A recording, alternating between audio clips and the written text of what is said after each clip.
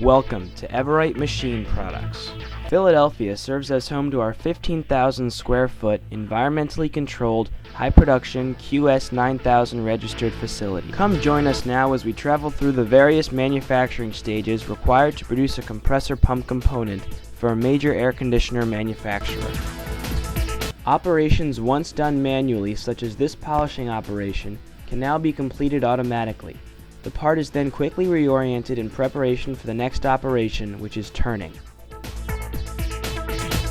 The pallets are identified on the fly using integrated radio frequency ID tags. This system enables us to process many different parts simultaneously. It's not long before our pallet finds its designated turning center and takes its place on the accumulation line, waiting its turn for machining.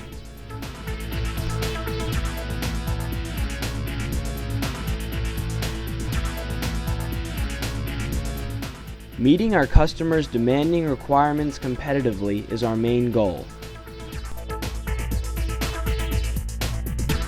Flexibility was the primary design criteria for the Everite engineering staff as they developed the automation and controls concept.